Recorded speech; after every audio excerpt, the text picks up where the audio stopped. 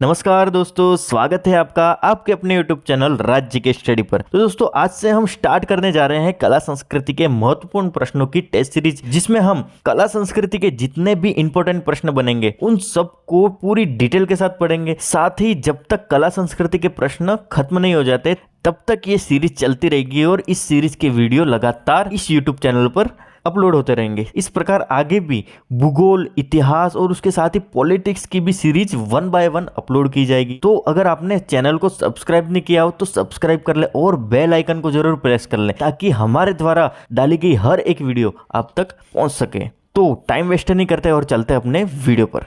राजस्थान जी के राजस्थान कला संस्कृति सभी प्रतियोगी परीक्षाओं के लिए रामबाण, जैसे कि CET हो गया, ग्रेजुएशन लेवल 12th प्लस और वीडियो, LDC, पटवार, पशु परिचर भर्ती, उसके बाद हो गया शिक्षक भर्ती, चाहे वो 3rd ग्रेड हो या 2nd ग्रेड हो, इन सभी के लिए ये इंपॉर्टेंट रहने वाले प्रश्न, अति महत्वपूर्ण प्रश्नों की श्रृंखला। चलते हैं आगे और देखते हैं हमारा पहला प्रश्न क्या होगा। इस सीरीज का पहला प्रश्न है, राजस्थान में दूसरा बड़ा लिविंग फोर्ट कौन सा है? कुंभलगढ़, चित्तौड़गढ़, सिवाना या जैसलमेर? तो इसका आंसर क्या हो जाएगा? इसका आंसर हो जाएगा डी। राजस्थान में दूसरा पूछा है इसमें, तो दूसरे नंबर पर आता है जैसलमेर। फर्स्ट नंबर पर कौन सा आता है? चित्तौड़गढ़। चित्तौड़गढ़ राजस्थान का सबसे बड़ा लिविंग फोर्ट है जहां पर जनसंख्या निवास करती है। लिविंग फोर्ट का मतलब क्या होता है? ऐसा दुर्ग जिसमें जनसंख्या निवास करती हो उसे कहा जाता है लिविंग फोर्ट। और राजस्थान में 2 लिविंग फोर्ट हैं। पहले नंबर पर आता है चित्तौड़गढ़ और दूसरे नंबर पर आता है जैसलमेर। जैसलमेर को क्या कहा जाता है? सोनारगढ़ दुर्ग और स्वर्णगिरी दुर्ग। क्या कहा जाता है? स्वर्णगिरी दुर्ग, क्योंकि ये सोने के समान दिखाई पड़ता है। राजस्थान में एक और दुर्ग है, जालोर दुर्ग। इसको क्या कहा जाता है? सुवर्णगिरी दुर्ग। क्या कहा जाता है? सुवर्णगिरी दुर्ग। और जैसलमेर दुर्ग को स्वर्णगिरी दुर्ग कहा जाता है। अगर हम बात करें चित्तौड़गढ़ दुर्ग की, तो ये है राजस्थान का first living fort. 2nd number पर आता है जैसलमेर। और ये कहां पर बना हुआ है? तो ये बना हुआ है बेड़च और गंभीरी नदी के संगम स्थल पर बना हुआ है। और कहां पर बना हुआ है? मैसा के पठार पर। और इस दुर्ग की जो लंबाई है वो है 8 किलोमीटर और इसकी चौड़ाई है 2 किलोमीटर। इसीलिए ये राजस्थान का सबसे बड़ा दुर्ग है। इसको कहा जाता है दुर्गों का सिरमौर। किसको? चित्तौड़गढ़ को कहा जाता है दुर्गों का सिरमौर। इसको किसने बनवाया था? तो चित्रांगद मौर्य ने, और इससे छीना था बप्पा रावल ने। ये सब चीजें आपको ध्यान में रखनी है। साथ ही चित्तौड़गढ़ दुर्ग को दक्षिण का प्रवेश द्वार भी कहा जाता है। अगला प्रश्न देख लेते हैं। पत्थर की जाली एवं कटाई के लिए कौन सी हवेली प्रसिद्ध है? तो कौन सी है? राखी हवेली, बागोर हवेली, पटवों की हवेली या मंत्रियों की हवेली? इसका आंसर हो जाएगा सी। पत्थर की जाली एवं कटाई के लिए जो हवेली प्रसिद्ध है वो है पटवों की हवेली। और ये कहां पर बनी हुई है? तो ये है जैसलमेर में। एक व्यक्ति थे गुमान चंद पटवा। गुमान चंद पटवा ने जैसलमेर में 5 मंजिला हवेली का निर्माण करवाया। जो किसके लिए करवाया? गुमान चंद पटवा के 5 बेटे थे, उन सभी के लिए ये हवेली का निर्माण करवाया। और इसका नाम है कौन सी हवेली? पटवों की हवेली, जो पत्थर की जाली और कटाई के लिए प्रसिद्ध है। इसके निर्माण में कितने वर्ष लगे? 50 वर्ष लगे। ये चीज भी आपको ध्यान में रखनी है, 50 वर्ष लगे और 5 मंजिला निर्माण करवाया था। अगला प्रश्न देख लेते हैं। 4 बेत लोक नाट्य कहाँ का प्रसिद्ध है? तो इसका आंसर क्या हो जाएगा? टोंक, नागौर, बाड़मेर या जैसलमेर? तो इसका आंसर हो जाएगा ए। जो 4 बेत लोक नाट्य है मुख्य रूप से ये अफगानिस्तान की लोक नाट्य कला है। कहाँ की है? अफगानिस्तान की लोक नाट्य कला है। इसमें वाद्य यंत्र का जो यूज किया जाता है वो कौन सा वाद्य यंत्र है? वो है डफ या डफली। जो 4 बेत लोक नाट्य है इसको कव्वाली की तरह गाया जाता है, जिसमें डफ का यूज किया जाता है कव्वाली की तरह। कव्वाली कैसे गाते हैं? घुटनों के बल बैठकर इसको गाया जाता है और 4 लाइनें गाई जाती हैं। इन्हीं 4 लाइनों को क्या कहा जाता है? तो 4 बेत लोक नाट्य कहा जाता है। ये चीज आपको ध्यान में रखनी है। अगला प्रश्न देख लेते हैं। आंगी बांगी घेर नृत्य कहाँ का प्रसिद्ध है? तो कहाँ का है? बाड़मेर, झालावाड़, श्रीगंगानगर या जोधपुर? तो इसका आंसर हो जाएगा ए। आंगी बांगी जो नृत्य है जो कहाँ पर किया जाता है? बाड़मेर में। और ये कितना वर्ष पुराना है? तो ये है 400 वर्ष पुराना। 400 वर्ष पूर्व से ही नृत्य को किया जाता है। और बाड़मेर का एक विशेष गांव है जिसका नाम है लाखोटा गांव। लाखोटा गांव में इस नृत्य को सर्वाधिक किया जाता है और 400 वर्ष पूर्व से किया जाता है। आंगी बांगी का मतलब क्या होता है? महिलाओं द्वारा यह नृत्य किया जाता है बाड़मेर में। और चैत्र शुक्ल तृतीया मतलब इस टाइम पे आता है गणगौर। चैत्र शुक्ल तृतीया के दिन घनघोर मनाई जाती है और इसी घनघोर के पर्व पर आंगी बांगी घेर नृत्य किया जाता है। कहाँ पर किया जाता है? बाड़मेर के लाखोटा गांव में, और ये 400 वर्ष पुराना लोक नृत्य है। आंगी बांगी क्यों कहा जाता है? क्योंकि महिलाएं इस दिन आंगी पहनकर, महिलाओं का एक वस्त्र है आंगी, आंगी को पहनकर ये नृत्य किया जाता है। और नृत्य में क्या करते हैं? वृत्ताकार आकृति बना लेते हैं और इसमें दोनों हाथों में डंडे पकड़कर एक दूसरे से डंडा टकराकर ये नृत्य गोल घूमते हुए किया जाता है, जिसको कहा जाता है आंगी बांगी घेर नृत्य। ये सब चीजें आपको ध्यान में रखनी है। अगला प्रश्न देख लेते हैं। निम्न में से झूमर नृत्य किस जाति से संबंधित है? तो कौन सी जाति है? कालबेलिया, गुर्जर, मीणा या गरासिया? तो इसका आंसर हो जाएगा बी। झूमर नृत्य गुर्जर जाति से संबंधित है और ये जो नृत्य है वो पुरुषों द्वारा किया जाता है। कौन सा नृत्य है? पुरुष प्रधान नृत्य है जो गुर्जर जाति में किया जाता है, जिसका नाम है झूमर नृत्य, और ये किया जाता है धार्मिक महोत्सवों पर। इसमें झूमरा नामक जो वाद्य यंत्र होता है जिसको हाथ में पकड़कर बजाया जाता है। एक इंपॉर्टेंट फैक्ट और भी आता है इसमें, झूमर नृत्य और एक होता है झूमरा नृत्य। झूमर और झूमरा में क्या फर्क है? झूमर जो नृत्य है वो श्रृंगार रस से संबंधित है। किससे है? झूमर नृत्य जो गुर्जर जाति के द्वारा किया जाता है वो है श्रृंगार से संबंधित, और एक झूमरा नृत्य है इसमें एक आ की मात्रा लग गई तो इस नृत्य का पूरा के पूरा अर्थ बदल जाता है। इसका अर्थ होता है वीर रस से संबंधित। किससे संबंधित? वीर रस से संबंधित। झूमरा नृत्य किससे संबंधित है? तो वीर रस से संबंधित, और झूमर नृत्य संबंधित है श्रृंगार रस से संबंधित। ठीक है, ये चीज भी आपको ध्यान में रखनी है। और जो झूमर नृत्य किया जाता है वो गुर्जर जाति के लोगों द्वारा, पुरुषों द्वारा किया जाता है। ठीक है, अगला प्रश्न देख लेते हैं। राजस्थान में तमाशा लोकनाट्य की शुरुआत के समय जयपुर के महाराजा कौन थे? महाराजा राम सिंह द्वितीय, सवाई जय सिंह द्वितीय, प्रताप सिंह द्वितीय या सवाई माधो सिंह? तो इसका आंसर क्या हो जाएगा? इसका आंसर हो जाएगा सी। राजस्थान में जब तमाशा लोकनाट्य की शुरुआत हुई उस समय जयपुर के जो महाराजा थे वो थे सवाई प्रताप सिंह जी। ये वही प्रताप सिंह जी हैं जिन्होंने किसका निर्माण कराया? हवा महल का निर्माण कराया है। किसका निर्माण कराया? हवा महल का निर्माण कराया। कब कराया था? 1799 में, जो कृष्ण भगवान को समर्पित है और कृष्ण मुकुट के समान इसकी आकृति है।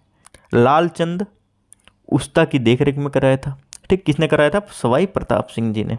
चलो हमारी मेन बात पर आ जाते हैं। जो हम बात कर रहे थे तमाशा लोकनाट्य की, तमाशा लोकनाट्य है उस टाइम पर जयपुर के जो महाराजा थे वो थे सवाई प्रताप सिंह जी। तमाशा लोकनाट्य है वो कहाँ का है? मुख्य रूप से महाराष्ट्र का है। कहाँ का है? महाराष्ट्र का है। ठीक है, तमाशा जो लोकनाट्य इसकी विशेषता क्या है? तो ये मंच पर किया जाता है। कहाँ पर किया जाता है? मंच पर किया जाता है और अखाड़े के रूप में किया जाता है इसको। ये इसकी विशेषता है। और एक और मुख्य विशेषता, एक प्रश्न और बन सकता है तमाशा लोकनाट्य से, वो प्रश्न कौन सा है? तो ऐसा कौन सा लोकनाट्य है जिसके अंदर संगीत प्लस गायन प्लस नाट्य तीनों ही क्रियाएं सम्मिलित होती हैं? वो कौन सा लोकनाट्य है जिसमें संगीत, गायन और नाट्य तीनों ही क्रियाएं सम्मिलित होती है? तो वो कौन सा नाट्य है? वो है तमाशा लोकनाट्य, जो कहाँ पर किया जाता है? एक मंच जमाया जाता है, उसके ऊपर किया जाता है। ये सब चीजें आपको ध्यान में रखनी है। चलिए अगला प्रश्न देख लेते हैं। निम्न में से केर की लकड़ी से बना वाद्य यंत्र है। कौन सा वाद्य यंत्र है जिसको केर की लकड़ी से बनाया जाता है? अलगोजा, शहनाई, नड या सतारा? तो इसका आंसर क्या हो जाएगा? इसका आंसर हो जाएगा डी।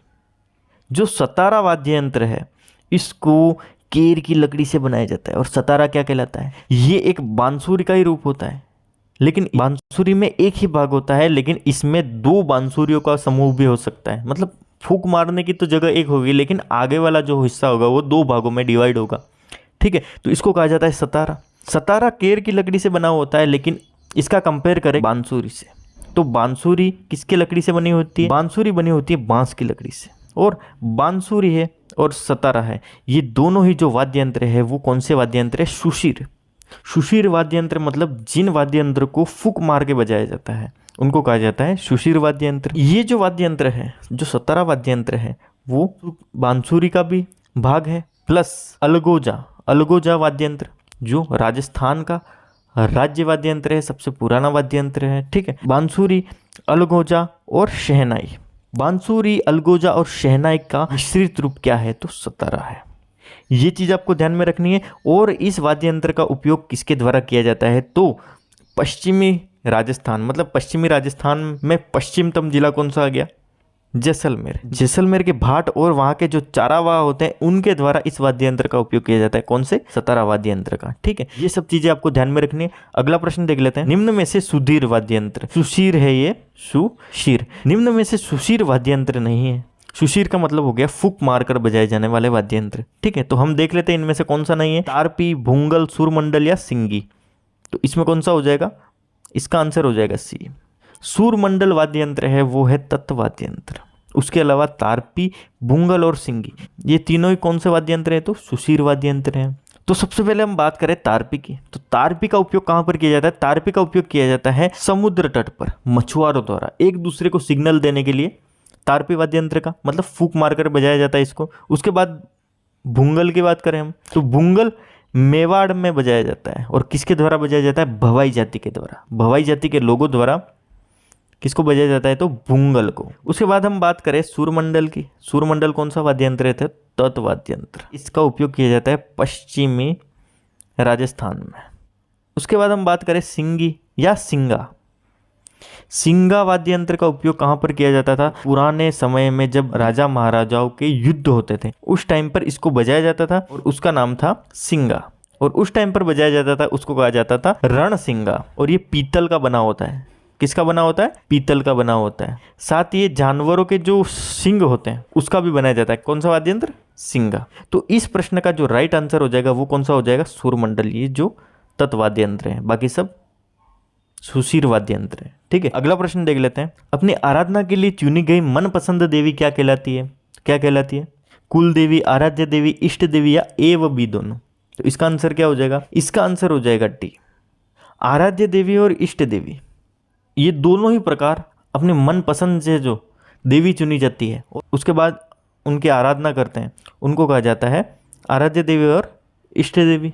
कुल देवी कौन सी होती है, कुल देवी होती है हमारे कुल में उत्पन्न हुई या कुल में जन्मी।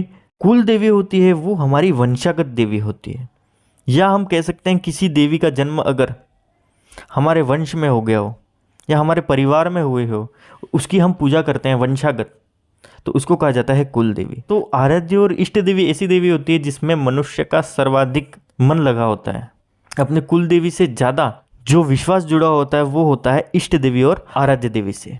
ठीक है, ये चीज आपको ध्यान में रखनी है। अगला प्रश्न देख लेते हैं। राजस्थान की कौन सी देवी मधुमक्खियों की देवी कहलाती है, तो कौन सी देवी है, ज्वाला माता, केला देवी, तनोट माता या करणी माता। तो वैसे देखा जाए तो जीण माता, जीण माता इसमें ऑप्शन नहीं दिया हुआ है, लेकिन अगर जीण माता ऑप्शन में नहीं आता है तो ज्वाला माता को भी राजस्थान में मधुमक्खियों की देवी के नाम से जाना जाता है। ठीक है, वैसे देखा जाए तो जीण माता को मधुमक्खियों की देवी के नाम से जाना जाता है। क्यों जाना जाता है, ये बात है औरंगजेब के काल की, जब औरंगजेब मंदिरों को तोड़ते हुए जीण माता के मंदिर तक पहुंचा। जीण माता का मंदिर कहाँ पर स्थित है, जो जीण माता का मंदिर स्थित है वो है रेवासा सीकर में। जब औरंगजेब अपनी सेना लेकर जीण माता के मंदिर तक पहुंचता है, मंदिरों को तोड़ते हुए जीण माता का मंदिर तोड़ने के लिए अपने हाथ बढ़ाता है, उसी टाइम पर मधुमक्खियों का झुंड उन पर हमला कर देता है और वहां से जो मुगल सेना है वो भाग जाती है। उसके बाद औरंगजेब जीण माता से क्षमा याचना करते हैं और 1.25 मन तेल वहां पर दीपक जलाने के लिए दान करते हैं। उसके बाद दिल्ली से प्रतिवर्ष जीण माता के मंदिर में, कौन से मुगल काल में, औरंगजेब के टाइम पर, औरंगजेब के टाइम पर औरंगजेब द्वारा 1.25 मन प्रति वर्ष तेल को भिजवाया जाता था माता रानी के दीपक के लिए। ठीक है, उसी टाइम से ये मधुमक्खियों वाली देवी के नाम से पूजी जाने लगी। कौन सी देवी, जीण माता। अगर जीण माता ऑप्शन में नहीं आता है तो हमको करना है कौन सा, ज्वाला माता, जो कहाँ पर स्थित है, जयपुर में। जयपुर से 45 किलोमीटर की दूरी पर जोबनेर, जोबनेर नामक कस्बा है, वहीं पर स्थित है ज्वाला माता। इनको भी मधुमक्खियों वाली देवी के नाम से जानी जाती है, उससे पहले जीण माता है। ये सब चीजें आपको ध्यान में रखनी है। अगला प्रश्न देख लेते हैं। नारायणी माता का मंदिर स्थित है, कहाँ पर स्थित है, बूंदी, झुंझुनू, अलवर या राजसमंद। तो इसका आंसर हो जाएगा सी, जो नारायणी माता का मंदिर है वो है अलवर में। अब आंसर अलवर कहते ही लोग कहेंगे कि अलवर में कहाँ से आ गया, ये तो था झुंझुनू में। झुंझुनू में नहीं है, झुंझुनू में रानी सती का मंदिर है और रानी सती का अन्य नाम क्या था, नारायणी देवी। वैसे देखा जाए तो नारायणी माता का मंदिर कहाँ पर स्थित है, तो अलवर में स्थित है। कंफ्यूज नहीं होना है, नारायणी माता और नारायणी देवी इनका दूसरा नाम है, रानी सती का दूसरा नाम है नारायणी देवी। अपने पति के लिए ये सती हुई थी। ठीक है, रानी सती का मंदिर झुंझुनू में और नारायणी माता का मंदिर कहाँ पर स्थित है, तो अलवर में स्थित है। ये चीज आपको ध्यान में रखनी है। और अलवर में भी कहाँ पर स्थित है नारायणी माता का मंदिर, तो अलवर में स्थित है, अलवर की राजगढ़ तहसील। ठीक है। और राजगढ़ तहसील में कहाँ पर स्थित है? तो बरवा की डूंगरी, अलवर के राजगढ़ तहसील की बरवा की डूंगरी पर स्थित है कौन सी माता का मंदिर? नारायणी माता का मंदिर। ठीक है, ये चीज आपको ध्यान में रखनी है। अगला प्रश्न देख लेते हैं, निम्न लोक देवताओं में से कौन से लोक देवता पंचपीर की श्रेणी में नहीं आते हैं? तो कौन से लोक देवता हैं? पाबू जी, तेजा जी, हड़बू जी या गोगा जी? तो इसका आंसर हो जाएगा बी, तेजा जी। ये पंचपीरों की श्रेणी में नहीं आते। पंचपीर मतलब 5 पीर। कौन कौन से हैं? पाबू जी हो गए, हड़बू जी हो गए, गोगा जी हो गए, 3 तो ये हो गए। उसके बाद कौन से रहे? 1 नंबर पर होते हैं हमारे रामदेव जी। ये पीरों के पीर, सबसे बड़े पीर माने जाते हैं। ठीक है, तो रामदेव जी हो गए, पाबू जी हो गए, तेजा जी हो गए, हड़बू जी हो गए। उसके बाद 5वें नंबर पर आते हैं मेहा जी मांगलिया। ये 5 लोक देवताओं से मिलकर बने हैं हमारे पंचपीर। ये चीज आपको ध्यान में रखनी है। उसके बाद हम बात करें तेजा जी। तेजा जी को पंचपीरों की श्रेणी में नहीं गिना गया है, लेकिन तेजा जी को कौन कौन से नामों से जानते हैं? तो तेजा जी को हमारे राजस्थान में सांपों के देवता, गायों के मुक्तिदाता, कालाबाला के देवता, उसके बाद कृषि कार्यों के उपकारक देवता, ठीक है, और धोलिया वीर के नाम से जाना जाता है। किसको? तेजा जी महाराज को। ये सब चीजें आपको ध्यान में रखनी है। अगला प्रश्न देख लेते हैं, राजस्थान में कौन से लोक देवता एक कवि भी थे? रामदेव जी, हड़बू जी, मांगलिया मेहा जी या देवनारायण जी? तो इसका आंसर हो जाएगा ए, रामदेव जी एक कवि भी थे। इनको कहा जाता है सांप्रदायिक सद्भावना के देवता भी कहा जाता है। इनका अगर हम बात करें प्रसिद्ध मंदिर कहाँ पर है, तो प्रसिद्ध मंदिर है राजस्थान के रूणेचा में। रूणेचा ये कहाँ पर पड़ता है? जैसलमेर। वैसे जो रामदेव जी है उनका जन्म कहाँ पर हुआ था? बाड़मेर में। बाड़मेर के उड़ू काश्मीर, उड़ू काश्मीर कहाँ पर आता है? शिव तहसील। बाड़मेर की शिव तहसील में रामदेव जी का जन्म हुआ था और इनका जो प्रसिद्ध मंदिर है वो है रूणेचा में। रूणेचा को कब मेला लगता है? बाबारी दूज। बाबारी दूज कब आती है? भाद्रपद शुक्ल। कब आती है? भाद्रपद शुक्ल द्वितीया को। मेन मंदिर तो हमारा रूणेचा में हो गया। और सेकंड रामदेवरा कहलाता है, वो कहाँ पर स्थित है? गुजरात में स्थित है। अगर हम बात करें हमारे राजस्थान में, तो राजस्थान में फर्स्ट नंबर पर तो हो गया रूणेचा, दूसरे नंबर पर हो गया बराठिया मंदिर। और बराठिया मंदिर कहाँ पर स्थित है? तो पाली में स्थित है। तीसरे नंबर पर हो गया सुरता खेड़ा। कहाँ पर स्थित है? सुरता खेड़ा स्थित है हमारे चित्तौड़गढ़ में। इन सभी जगहों पर बाबारी दूज मतलब भाद्रपद शुक्ल द्वितीया को मेला भरता है। कौन सा? बाबा रामदेव जी का मेला। ठीक है, तो रामदेव जी एकमात्र ऐसे लोक देवता थे जो एक कवि भी थे और इन्होंने 24 बाणियां नामक पुस्तक की रचना की थी।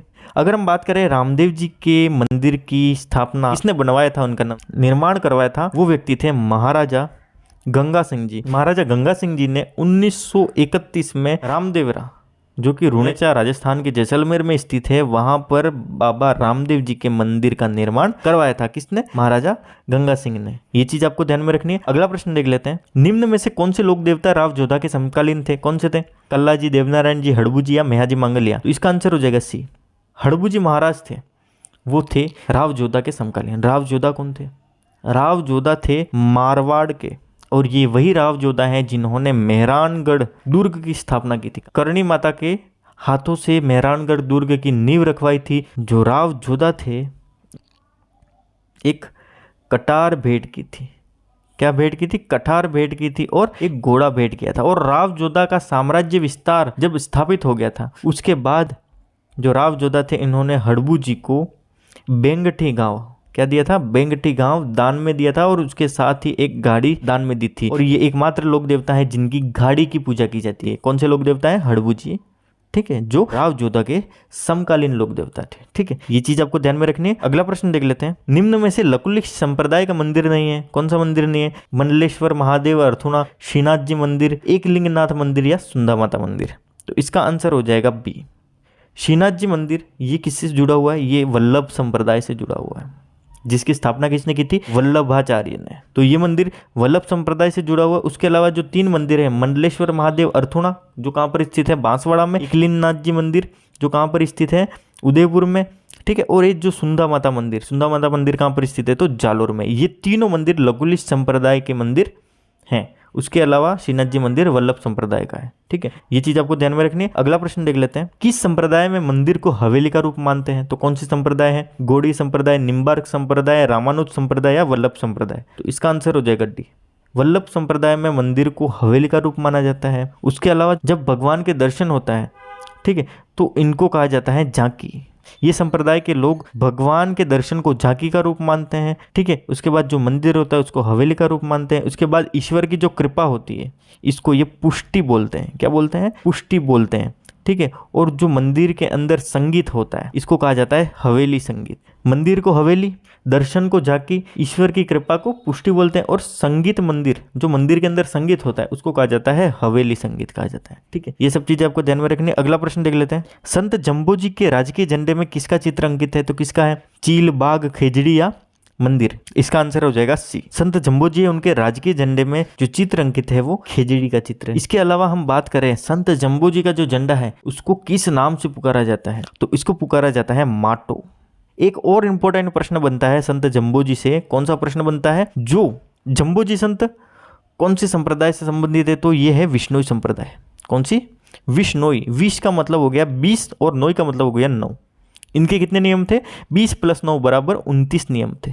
किसके? संत जम्बोजी के, ठीक है। खेजड़ी वृक्ष झंडे में अंकित है, ठीक है। इसको कहा जाता है, झंडे को माटो कहा जाता है। उसके अलावा एक और जो इंपॉर्टेंट प्रश्न बनता है, जो विष्णु संप्रदाय के जो अनुयायी लोग बनते हैं इनको एक जल पिलाया जाता है, अभिमंत्रित जल पिलाया जाता है। और उस अभिमंत्रित जल को क्या कहा जाता है? तो उस अभिमंत्रित जल को कहा जाता है पाहल।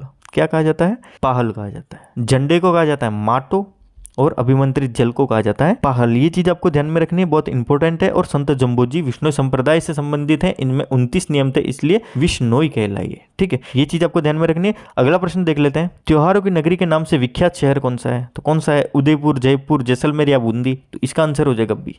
त्योहारों की नगरी जयपुर को कहा जाता है, ठीक है। इसमें सर्वाधिक त्योहार मनाए जाते हैं। वैसे देखा जाए तो इसका सबसे बड़ा त्योहार है गणगौर, ठीक है। गणगौर कहाँ पर मनाई जाती है? उदयपुर और जयपुर दोनों में मनाई जाती है। उसके अलावा जयपुर को किन किन नामों से जाना जाता है? फर्स्ट बात तो ये हमारे राजस्थान की राजधानी है। उसके अलावा इसको गुलाबी नगरी के नाम से जाना जाता है। जो राम सिंह द्वितीय थे इन्होंने गुलाबी रंग से पुतवाया था उनके टाइम में, इसलिए इसको गुलाबी नगरी के नाम से जाना जाता है। पिंक सिटी भी कहा जाता है इसको।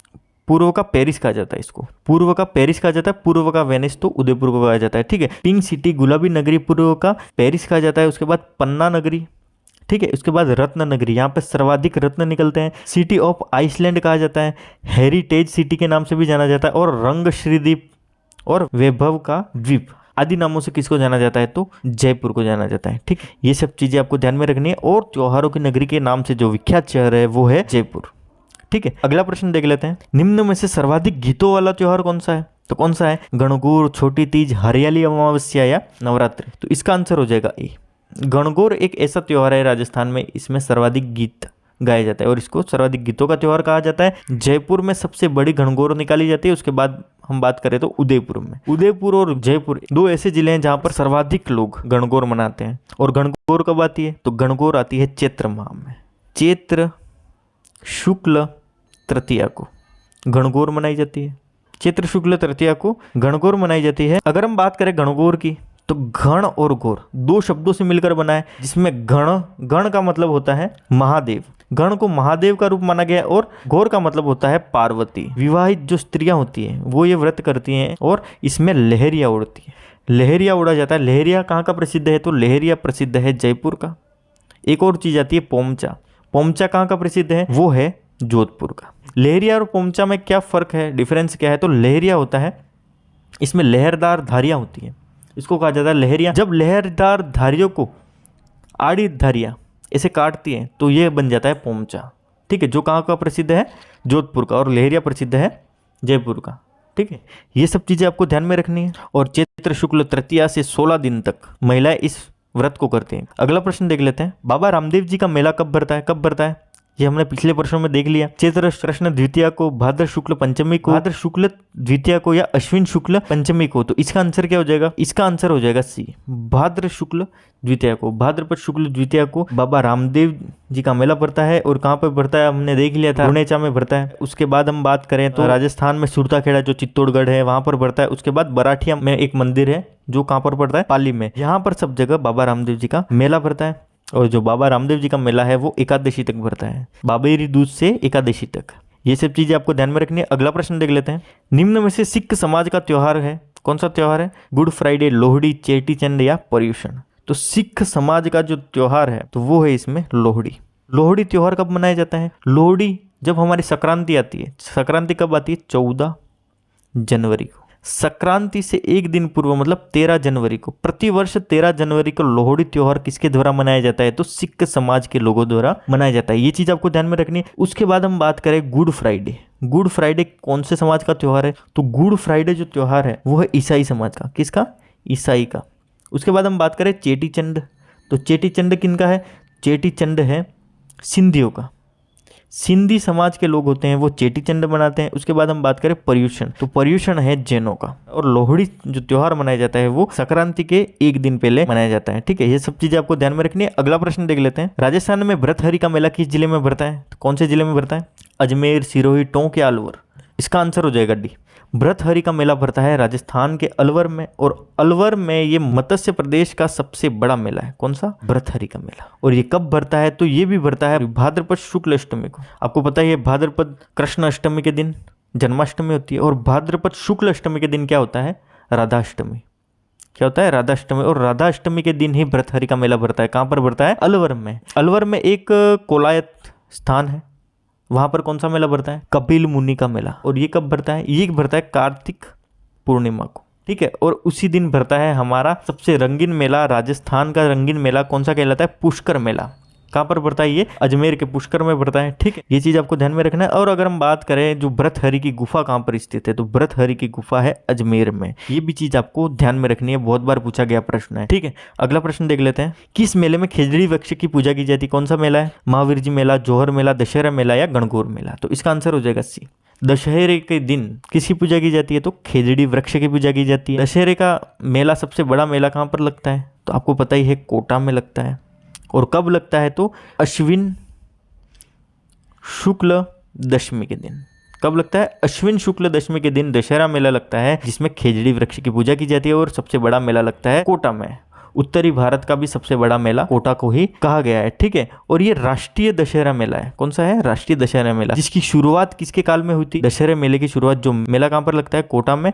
इसकी शुरुआत हुई थी महाराजा माधो सिंह जी के शासनकाल में। इस चीज का आपको ध्यान में रखना है। उसके अलावा खेजड़ी वृक्ष की तो पूजा की जाती है और दशहरे के दिन हथियारों की भी पूजा की जाती है। ये भी चीज आपको ध्यान में रखनी है। ठीक है, अगला प्रश्न देख लेते हैं। राजस्थान में सबसे ज्यादा पशु मेले किस जिले में आयोजित होते हैं? तो इसका आंसर क्या हो जाएगा? डीडवाना, कुचामन, भरतपुर, अजमेर या नागौर? तो इसका आंसर हो जाएगा डी। नागौर जिले में ही राजस्थान के सबसे ज्यादा पशु मेले भरते हैं, चाहे नागौर जिले से डिडवाना कुचामन को अलग कर दिया गया हो। इस क्वेश्चन में बहुत से लोग कंफ्यूज होंगे और डिडवाना कुचामन भी करके आ सकते हैं, लेकिन ऐसा नहीं है। डिडवाना कुचामन भले ही अलग हुआ हो, लेकिन एक चीज इसमें रहेगी तो एक चीज उसमें भी चलेगी। नागौर में सर्वाधिक पशु मेले आयोजित होते हैं, लेकिन डिडवाना कुचामन में एक चीज चलेगी। वो कौन सी है? तो सर्वाधिक खारे पानी के जिले। सर्वाधिक खारे पानी के जिले कहाँ पर स्थित है? तो वर्तमान में डिडवाना कुचामन जिला आएगा। ये चीज आपको ध्यान में रखनी है। अगला प्रश्न देख लेते हैं। राजस्थान में घेवर कहाँ के प्रसिद्ध हैं? तो कहाँ के प्रसिद्ध हैं? जोधपुर, अजमेर, बीकानेर और जयपुर। राजस्थान में जो घेवर प्रसिद्ध हैं वो प्रसिद्ध हैं जयपुर के। और ये जो घेवर है वो विश्व प्रसिद्ध मिठाई है। जो कब बनते हैं? जयपुर में हरियाली अमावस्या के दिन। कब बनते हैं? हरियाली अमावस्या के दिन। हरियाली अमावस्या कब आती है? श्रावण माह में। श्रावण माह में हरियाली अमावस्या आती है। उसी दिन जयपुर में घेवर जो विश्व प्रसिद्ध मिठाई है इसकी सर्वाधिक बिक्री होती है। ठीक है, और जो हरियाली अमावस्या है उस दिन किसकी पूजा की जाती है? तो पार्वती और शिव की पूजा की जाती है और घेवर का भोग लगाया जाता है। और सुहागिन महिलाओं द्वारा यह त्योहार मनाया जाता है और पति की दीर्घायु के लिए शिव और पार्वती की पूजा की जाती है। ये सब चीजें आपको ध्यान में रखनी है। तो दोस्तों ये थे राजस्थान कला संस्कृति के कुछ महत्वपूर्ण प्रश्न। वीडियो अगर अच्छा लगा हो, इन्फॉर्मेटिव लगा हो तो वीडियो को लाइक कर दें, ज्यादा से ज्यादा लोगों तक शेयर कर दें और चैनल को सब्सक्राइब कर दें।